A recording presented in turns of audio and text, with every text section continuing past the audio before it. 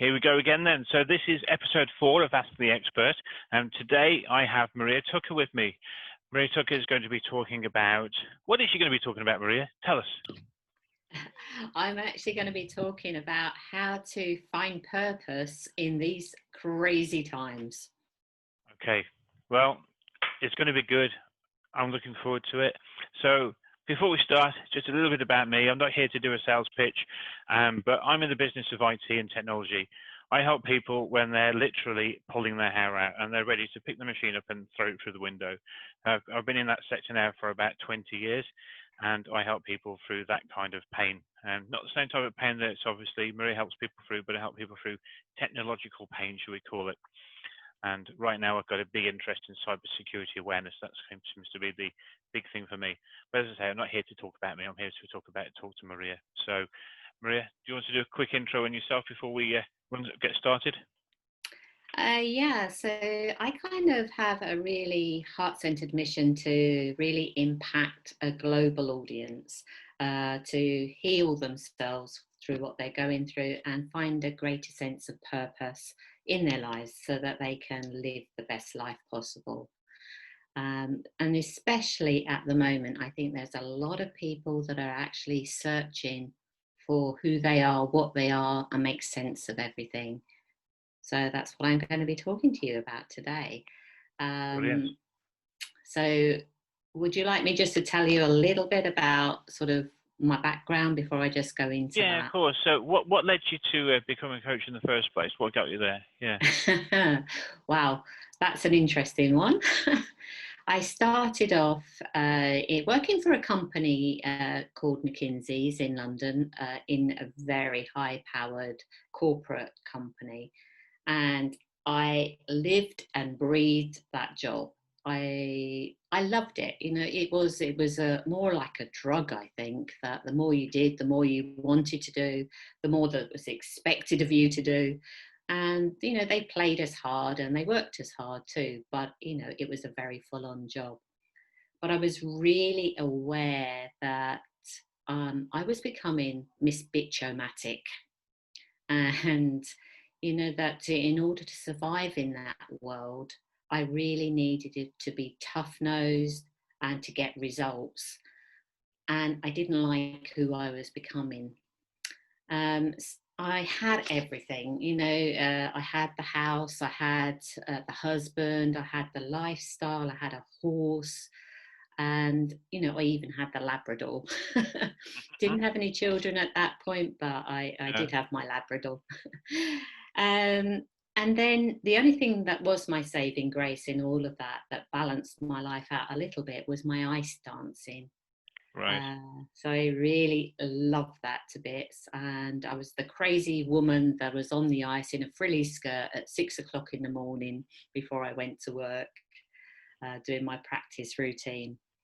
And one day during that practice routine, I fell and I broke my back.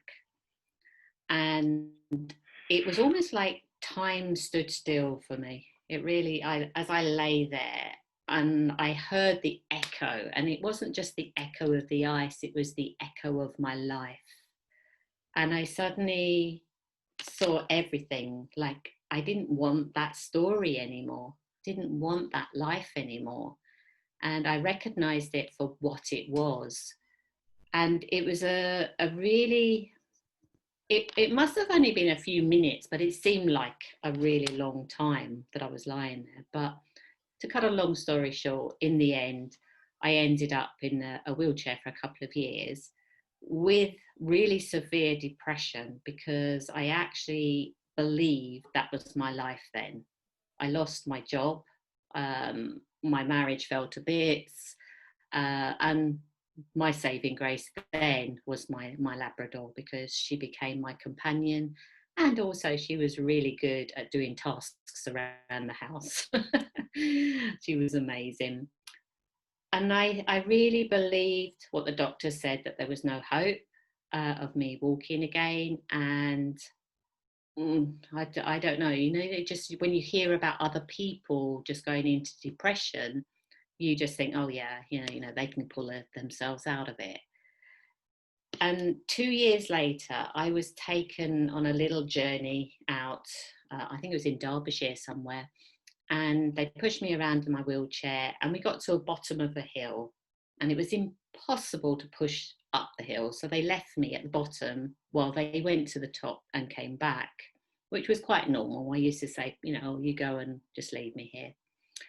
And this time, though, I looked at the top and I cried my eyes out, and I just said, I want to get back to the top of my game, not to the top back into corporate life, but the top of my game.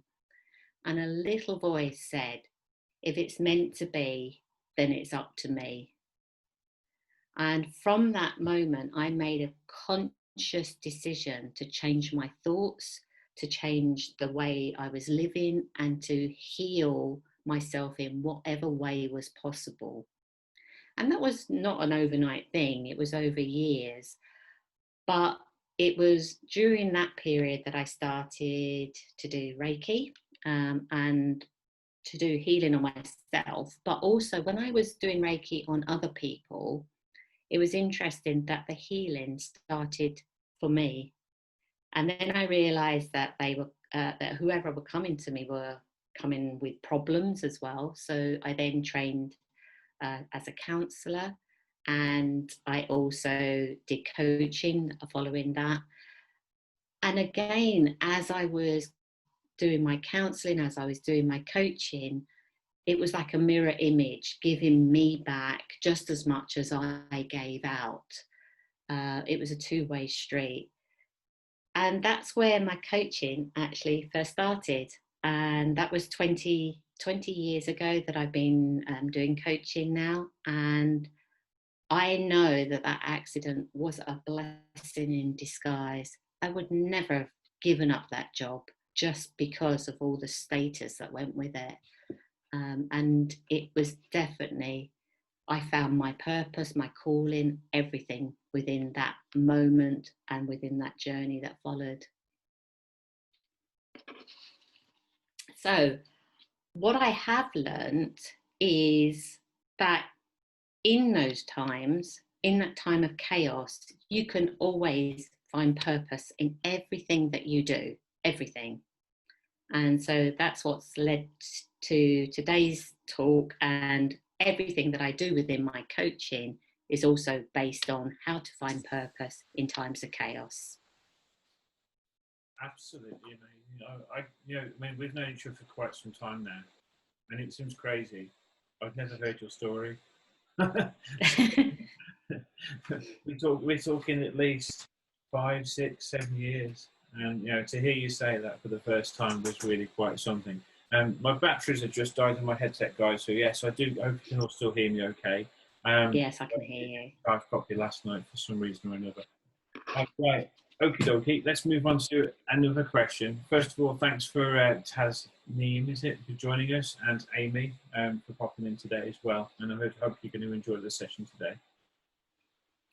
We are recording it, so for those guys who just popped in afterwards, you will be able to watch the recording afterwards. And yeah, certainly is a very inspirational story. It's filling me up already just hearing it. Right, okay. So obviously the big question: how do we find a purpose when life and everything is just in chaos and just nothing makes sense at all to you? Well, the three things that we need to recognise before I answer that question is that when we're in fear or panic, it really affects our immune system. And so especially at times like we're talking in the pandemic, that we want our immune system to be the best it can be.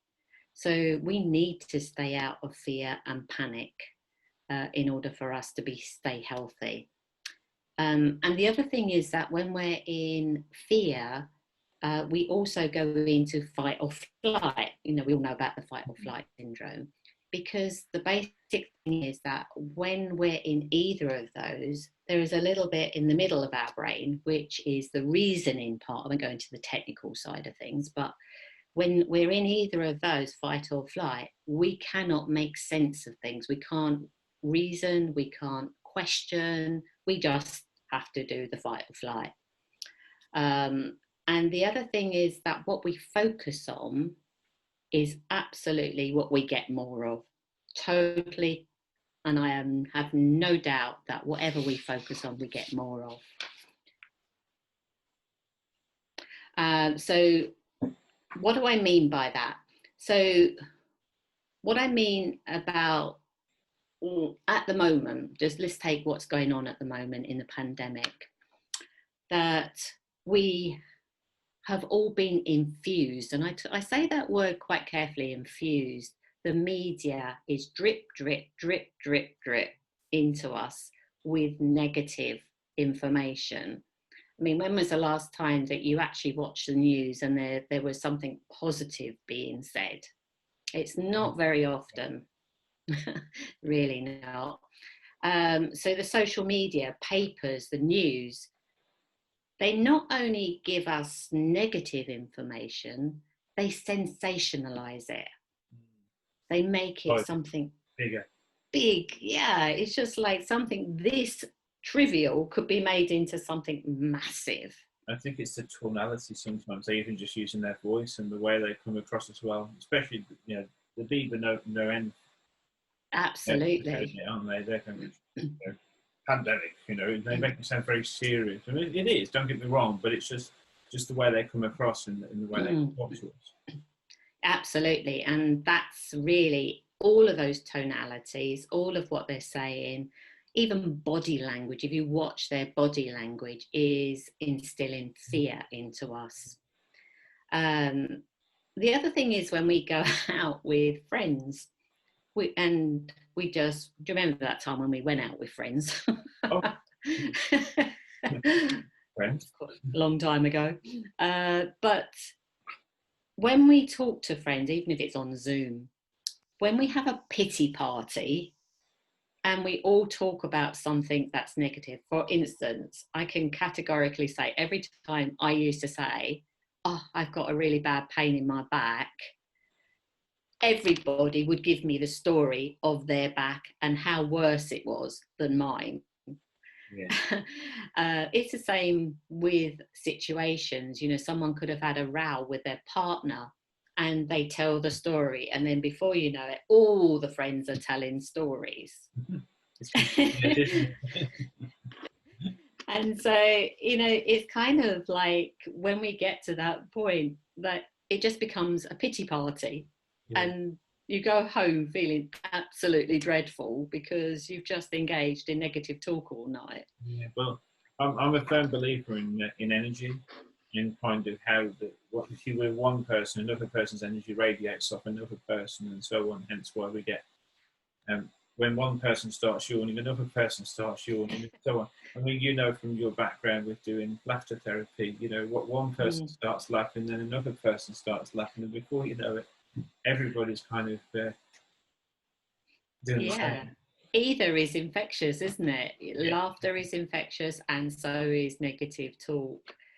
And so my question to you, Chris, is with all of that fear that's going on out there, what's the biggest fear that you personally have, or you're seeing, or you're hearing? What's your personal thing that goes on there? I think what I'm seeing right now is fear. I obviously do a lot of work with a lot of small businesses, and their biggest failure right now is failure of actually in business. They're seeing all the big high street stores gradually disappearing, and if they think, well, if the big boys can go, then am I going to go with them? And it's the same for me, really. My biggest fear is failure. I so want my business to work in every way possible, and I'm doing all the hours that God sends to make it work. But my biggest fear is failure, and I'm sure it's the same with a lot of people can resonate to that at the same time. And it's a very real feeling too. That are we going to succeed? Are we not? Are we going to make it? Are we not? So this is kind of like why it's so important to actually tell ourselves the right story, because otherwise we're never going to get over the fears that are very real to us. I'm not in any shape or form saying that our fears are not real. They are. But we can change the way that we think and the way that we feel. You know, we are creatures of habit. We do like certainty. Nobody really, you know, even people that like a bit of variety of, you know, holidays and doing things and, you know, whatever that is, we still like certainty, to know where our food's coming from, to know we've got a roof over our head, to know that maybe we've got a holiday planned in 2 months, 6 months, or a year. We are creatures of habit. So when we come back to ourselves, we ask ourselves some very basic facts, because we need to be able to actually know our own truth. And that is really, really important.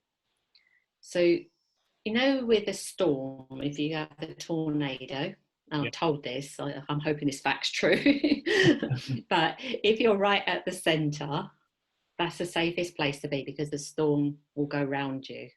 Yeah. And that's how we need to be in all of this, is that we need to be the eye of the storm and let the chaos go around us. So every... Sorry. I'm saying it's a good analogy that I can resonate. Yeah. And that doesn't just apply to a pandemic. It's even if you're in the family situation where you've got the family all arguing, if you stay centered and, you know, balanced, and just let the argument go on around you, or walk away, you know, and just let that happen, then you don't engage in the drama. And that's really important, that we don't engage in the drama. So the drama for me back then was being disabled, was being not able to walk, not able to have the things I used to have. That was my drama. And I loved to tell my drama. You know, I got really good at it. And what that drama did, every time I told it, it got me sympathy. And that to me was what kept me going, I thought. But it doesn't. It doesn't help you. To be honest with you, I'm terrible for that. If there's drama going on, I mean, I get immersed into it. I find it difficult to kind of separate myself kind of with what's going on around me. Especially, you know, if it's involves somebody that's close or somebody that's, you know, nearby. You know, I tend to want to try and get involved because I feel like I'm helping, but maybe sometimes I'm not.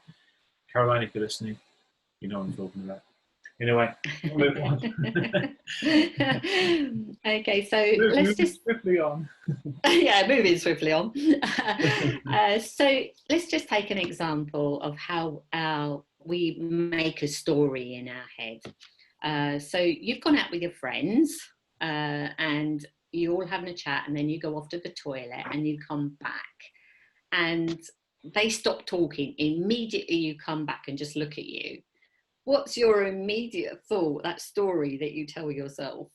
Look at the state of that. What else would you tell yourself? What are they looking at? Mm. What is it that they can see? Yeah, totally. What are they seeing that I'm not seeing? Absolutely. And, you know, it could be that you think they're talking about you or anything. It's just like, what's happening? And you then create a story. Now, when you create that story, it then puts you into a different frame of thinking and frame of mind.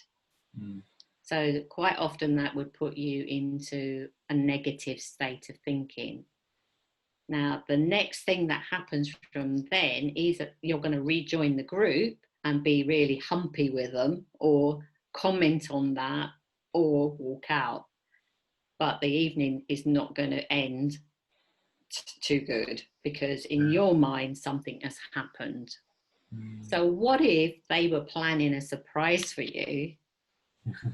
And we always assume the worst, though, don't we? For some reason, we've always, I think it's just we're all guilty of that. We're all that way. Yeah. So this is kind of like where you can stop and go, what is my truth? So when I'm talking about coming back to yourself, the truth is, don't know what the facts are here. So my truth is I've just come out the toilet, they've stopped talking, oh well, and get back in. No drama, no story, and just let it be. They could have just been talking about football and no one interested in that. Yeah, precisely. So this is like where we're talking about always thinking about what exactly is the truth of the situation. So what is the truth? Yeah. Well, what is the truth? Well, I'm sorry to break this news to all of you that are listening. There are two truths that we do know to be true. One of them is that we're going to die of something. Oh, okay. At some point. Now you tell me. That's a truth.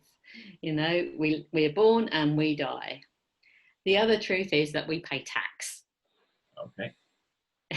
That is a truth. Well, you've got a good accountant. Yeah. So, you know, they're two things that we know to be true. The rest of the things are up to us to create our truth and our reality. Mm. So while this chaos is going on and we want to be centered, so we can spend quality time with the family or with your friends, even if it is on Zoom. You know, at the moment, some of us can go out, you know, as a family into pubs if you're on tier 2. If you're not, you can't. But at the end of the day, you can find a way to connect with people that you love and care for. And that is the beauty of social media and, you know, different ways of technology that we can do that. That is in our control. We can do that. That's a truth. Yeah. We can live not hankering over what should be and not be and how it could be different, and you want to go on that holiday. You make your holiday in the time. So create something fun to do. And if you notice at the beginning of the pandemic, there were some beautiful examples being shared around of people doing some really crazy fun stuff, be that artwork or videos or music or whatever they were doing. There was some great stuff going around of people being really creative in that time. Yeah, that's all right, yeah. So, yeah, sorry, go on. No, that's okay. The other thing that this is also giving us an opportunity to do as well is to find some fun in nature, you know, exercise, go out for a walk and really take that time to breathe. Because when we breathe, we actually come into ourselves. If we don't, you know, when you've been in your four walls, and this really goes for anyone that's listening that especially works from home, you can forget to go outside the door. And so go out on a regular basis and breathe and just feel nature. Nature heals, but nature also centers you. It really comes back to, yes. It's a real nice feeling. Yeah. And so again, make food a fun thing to do. Try some new recipes. You know, eat well, but have fun with it. And the other thing that really helps us come back to center is when we have got something that we're annoyed with someone about, or we need to forgive someone, we need to do that. Not because we're condoning the other person's actions, but we need to center ourselves. And when we're in anger, we can't do that. No. We're in this negative state of being. So think about anyone in your life that you right now, you know, anybody that's listening right now that you need to just let go of the angst that you feel around someone. And as I said, it's really important that to forgive is not to condone the action. You're forgiving the whole situation, the person themselves, and you're letting that go for you, as well as for them, but for you to center yourself again. really important. Some will probably say that's easier said than done, sometimes depending on what the circumstances are. But Mm. I've always had the attitude that if I've forgiven, then I've done my bit, if you know what I mean. I've allowed myself to kind of separate myself from the situation.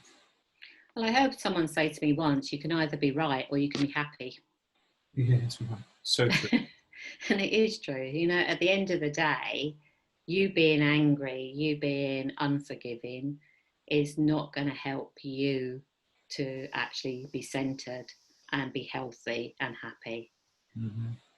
And so if you can sort of turn it around rather than thinking that I can't condone this action, and it is an action that you're trying to forgive, it's the person themselves is actually a human being like you and me. And it's the actions that they're doing that is not acceptable or is upsetting. So it's the action that you're forgiving of that person. And no, I'm not saying it's easy at all. Yeah. I'm just saying it's necessary. Yeah. Cool. To balance. So so again, meditation can help with that too, because it just helps you balance. And meditation can be anything. Sitting in front of some water, excuse me. It could be looking at a candle. It could be just sitting. It doesn't need to be full on, 20 minutes, 30 minutes meditation. Sometimes it's just focusing on something different to what you're thinking about at that moment in time, isn't it? I think that's the way I see it anyway. So, how do we convince our minds that all's well and not to worry? Yeah, so I think it's about, I call it the traffic light system. When you start to hear the voices, is actually go stop, and then your amber is your reassessment of it. So if you think about it, like the old analogy that everything comes in threes. And so an accident happens or someone dies or, that's the first thing. And we automatically go, oh, well, it comes in threes. So you're waiting for number 2 and then number 3. And then miraculously, after the third thing has happened, everything is all okay at that time. And it's like, well, you were actually looking for those 3 things to happen. And so how about if something happens and then you look for the good in it? Yeah. Because then you can actually think, well, okay, yep, I know that's happened, so I'm going to focus on all the other good things so that I don't get any more of that. So how do we do that? We turn to gratitude. Now, that's a really difficult thing when you're going through hard times. Really difficult. So start off with small things. So if you're having a bad time over whatever, it's just like, thank you for my water that I've just drunk, as that really cleanses my body. Thank you that I have a roof over my head. Thank you that I have food. So thank you that I have people in my life that care for me. Or thank you that I can see. So you go back to really basic things, even when you're feeling right in the mire. It's like, oh, do I have to do this?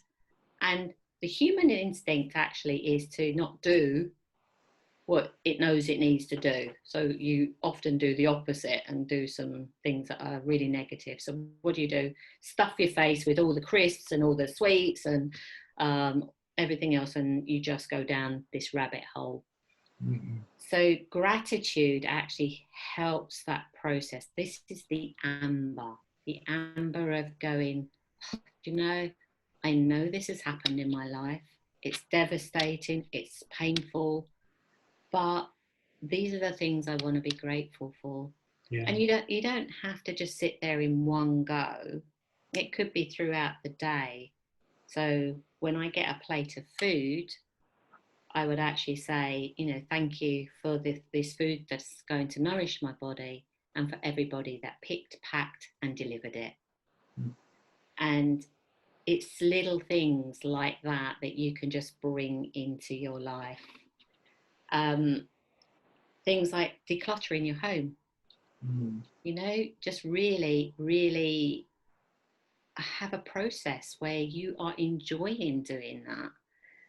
So you're bringing some joy and gratitude for the things that you've had, and then you actually pass it on to its next part of the journey, even if that's a recycle bin.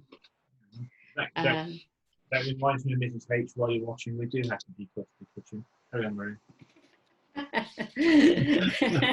Definitely. So there's so many different ways that you can get into gratitude, but the most, I think, this whole thing is really teaching us is simplicity. Be simple. You don't have to have these complicated stories anymore. The truth is always in you, always. The possessions, everything else that we've got around us are there for us to use, but they're lent to us for a short period of time. And everything, every person, everything that we are doing is lent to us for a short period of time. So we set the intentions on a daily basis of what we want to do right now, what we want to do, not what the world wants to do, what we want to do. And make that intention so that it also is a purpose, not just for you, but to help lift others. That's good. I like that. So I need to set myself up something daily that I want to achieve by the end of the day. If I've achieved, but if it's just one little task and said, right, if I've done that by the end of today, and so be it. Definitely. I write it down as well, so rather than putting it in my head, actually put it down on paper. So excellent. So we've got one more question, haven't we? Yeah, one more, which I'll be very brief on. And then we'll ask the people who are watching if they want to ask any questions, if that's all right with you. Yeah. So how do we convince our minds that all's well? All's well. Okay. Really simple one, actually. That our brain does not know the difference between past, present, and future. And so if we do a gratitude stack, as I call it, and we say thank you for something that's happened in the past, and we say thank you for something that we also want from the future in the present tense. So for example, if I want to have a weekend away, I'd say thank you for that beautiful weekend away, and then think of it in the present. And I say thank you for something in the present as well, but I swap those things around.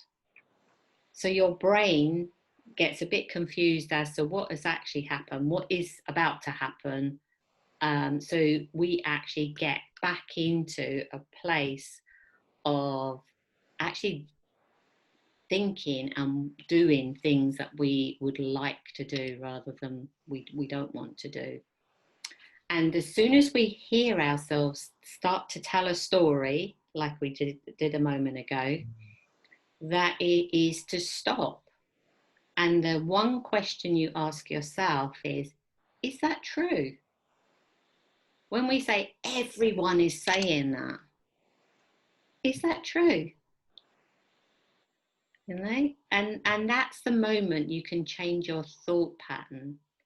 Is that when you ask that question, you go, oh, no, it's not. And to actually stop yourself and correct yourself. So if you're telling someone that, well, everyone says this, and then you go, oh, in your mind, oh, no, that's not true. Oh, no, what I meant to say is that one person disagrees with me on this. So then you start to tell yourself the truth all the time rather than a story. That's how you change your mind to actually, do what it's supposed to do, is to tell you the truth.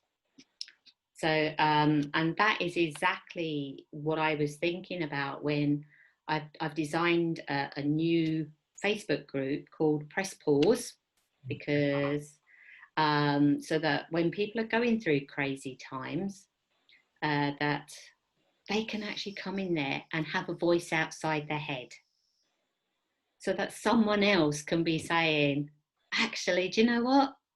That's a story. Press pause and do things that you actually like doing. And that's how we do it. We do it for ourselves. We ask someone else to hold us accountable to that too. When I'm doing that story thing, can you actually tell me I'm doing that story thing? And then change it. Brilliant. But, I'm going to I've pasted the link to your Facebook group within the chat window so that people can pick that up and join the group for you.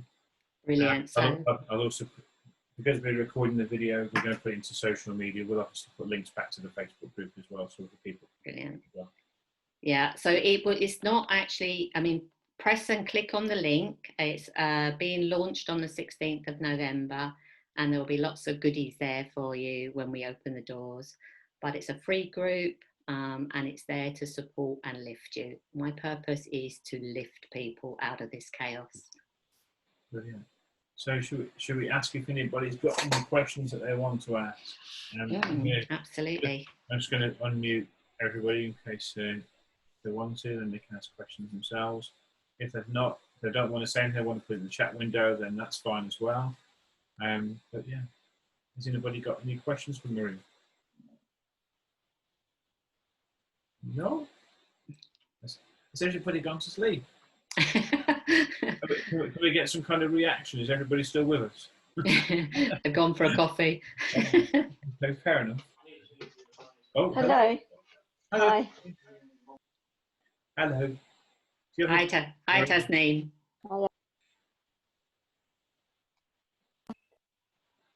IT, I should know technology.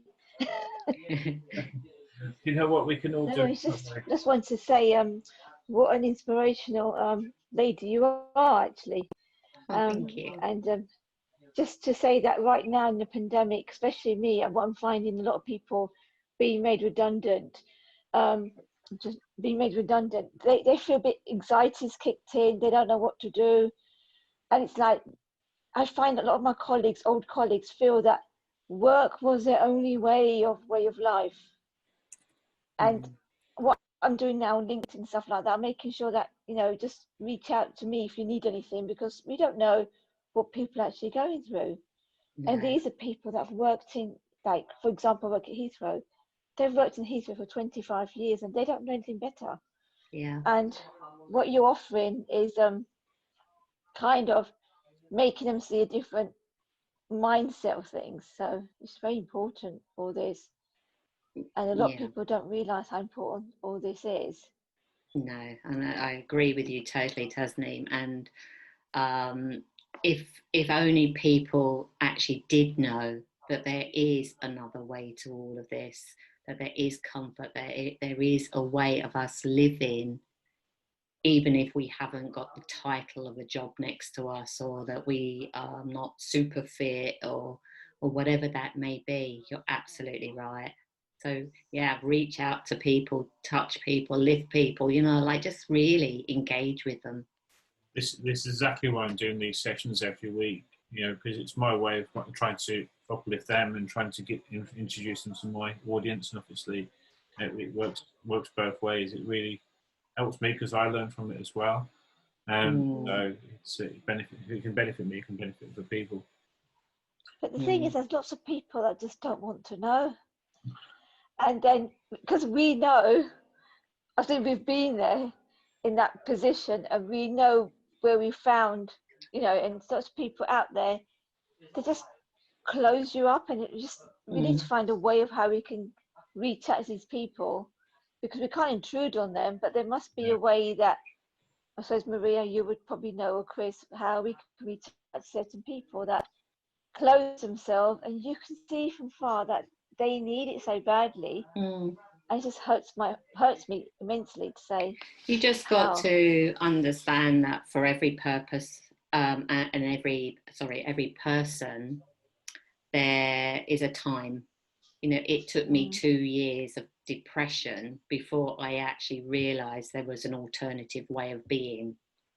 So I think we just have to be patient with people, love people in whatever they are, and just know that they will hear what they need to hear at the right time. So true. Thank you. Thank you. Lots of love to you, Tasneem.